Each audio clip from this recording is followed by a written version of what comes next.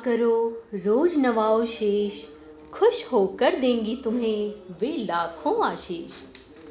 घास फूस खाकर बदले में दूध हमें देती हैं, करती हैं उपकार न कुछ हमसे लेती हैं। जिनकी सेवा करके नर भव से तर जाता, सब देवों का अंश समेटे हैं गौ माता। दोस्तों, हिंदू धर्म में गाय को माता का दर्जा दिया गया है, इसलिए गाय को हम गौ माता भी कहते हैं। लेकिन निराशाजनक बात यह है कि दिनों दिन गायों पर अत्याचार बढ़ता जा रहा है। ऐसे में हमारा फर्ज बनता है कि गौ माता पर हो रहे अत्याचारों को रोकें, उनके खिलाफ आवाज उठाएं और गौ संरक्षण के प्रति लोगों को जागरूक करें। गायों की स्थिति दिन प्रतिदिन खराब होती जा रही है। सड़क किनारे जो भी पाया पेट उसी से यह भरती है, मोहन भोग समझकर भूखी गैया कचरा चरती है। कैसे खाऊं मैं कचरे को, बछड़ा मैया से कहता है। कैसे खाऊं मैं कचरे को, बछड़ा मैया से कहता है। दूध सभी दुह लेता मालिक, उधर मेरा भूखा रहता है। भोजन की आशा में बछड़ा इधर उधर को ताक रहा है। कोई चारा लेकर आए, दरवाजे को झांक रहा है। हरी घास के लाले हैं तो भूसा मुझे खिलाओ भाई, मेरे हिस्से की तो खा जाते तुम सारी दूध मलाई।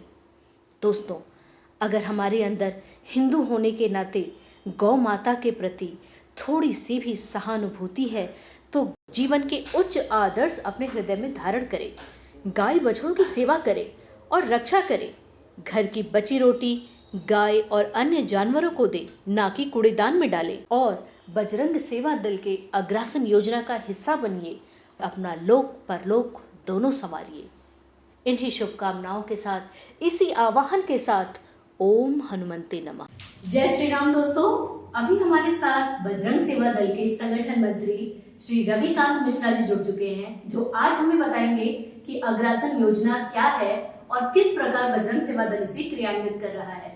सर, बहुत बहुत स्वागत है आपका हमारे चैनल पे। हम जानना चाहेंगे कि अग्रासन योजना क्या है और किस प्रकार आप लोग इसे आगे बढ़ा रहे हैं। गाय के लिए पहली रोटी। हम गाय के लिए अपने घर से पहली रोटी जो भी बनती है उसको हम गाय के लिए निकालते हैं। ये योजना अग्रासन योजना के तहत है, जिसमें से हमारे संगठन का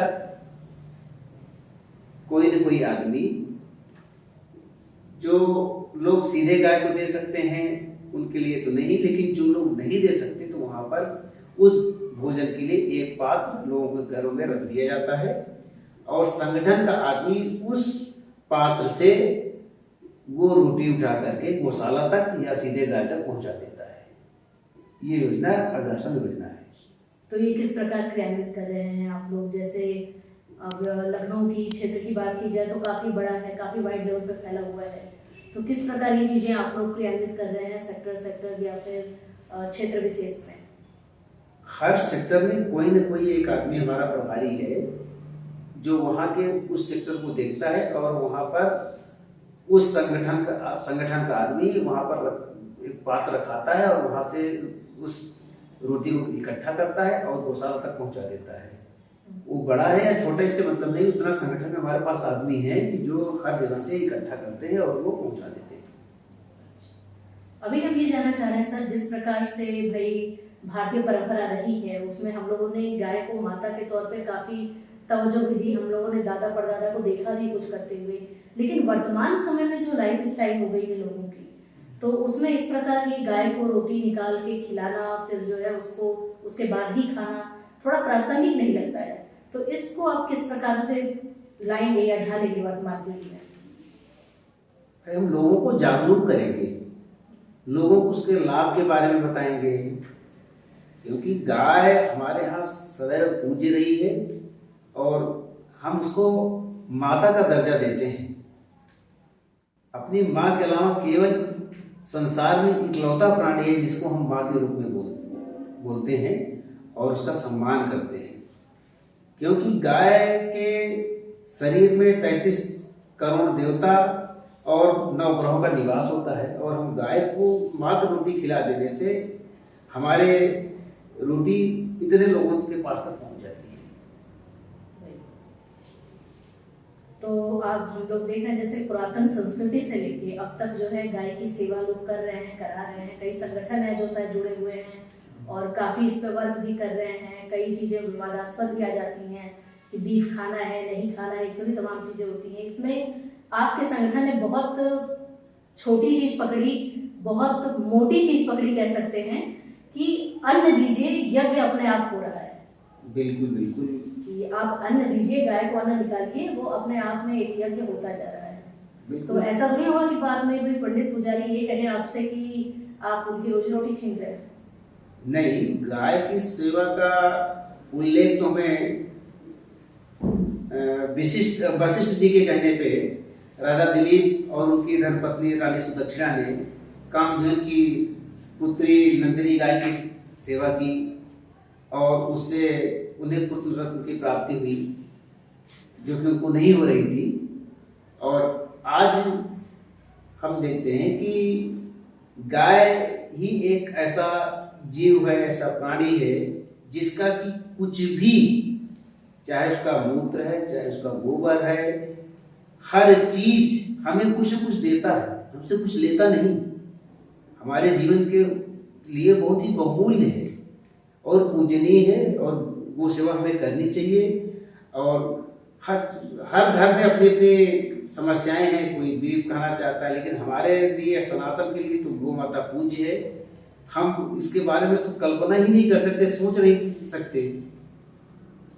उनको तो हम माँ के समान मानते हैं। और ज्यादा से ज्यादा लोगों को जागरूक करना चाहेंगे कि गोवध पर पूर्ण नियंत्रण लगाया जाए।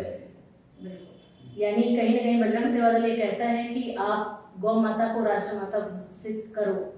बिल्कुल, हम लोगों का आह्वान है जनता से, सरकार से कि अधिक से अधिक लोग ऐसा वातावरण तैयार करें कि उसे इसका दर्जा दिया जाए।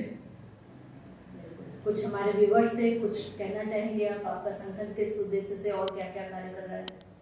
हमारा संगठन हमारे सनातन धर्म की प्रथा, परंपरा, धार्मिक रीति रिवाजों, उनके बारे में आपको अधिक से अधिक जानकारी दे रहा है, आपको जागरूक कर रहा है कि अधिक से अधिक अपनी संस्कृति, अपनी सभ्यता को जानिए, हमारे साथ जुड़िए और अपना सहयोग प्रदान करिए।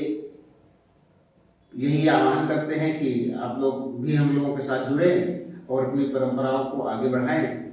ये आपके जुड़ने से हमें बड़ा लाभ होगा, साथ साथ सभी को लाभ होगा। तो दोस्तों, हमारे साथ अभी बजरंग सेवा दल के संगठन मंत्री जी जुड़े और काफी कुछ चीजें आप लोगों को बताई। इसी के साथ मुझे एक कहानी याद आ गई कि एक बार श्री कृष्ण जी ने गाय से कहा कि मैंने तुम्हें सिंह दिया है, अगर कोई तुम्हें मारता है तो तुम उसका प्रत्युत्तर क्यों नहीं देती? तुम चाहो तो उसे मार सकती हो। तो गाय ने बड़े मार्मिक तरीके से कहा कि भगवान, एक बार आपको पूतना ने विष पिलाया दुग्ध के रूप में, आपने उसे माता माना और उसका कल्याण कर दिया, फिर मैं तो संसार के सभी प्राणियों को अपना दुग्ध दे रही हूँ। अगर मैं इन्हें बेटा मानूंगी तो कहीं ना कहीं ये भी मुझे माँ मानेंगी। तो शायद गौ माता आवाहन कर रही हैं बजरंग सेवा दल के रूप में, आप संगठन मंत्री जी के रूप में, कि हम लोग जागे, एक जागरूकता ले आए अपने अंदर और माँ को माँ का दर्जा दें। इन्हीं शुभकामनाओं के साथ, इसी आह्वान के साथ हम बजरंग सेवा दल की ओर से आपसे अनुग्रह करते हैं, विनय करते हैं कि आप गौ माता के लिए आगे बढ़ें और ज्यादा से ज्यादा जागरूक करें खुद को और आने वाली पीढ़ी को। जय श्री राम।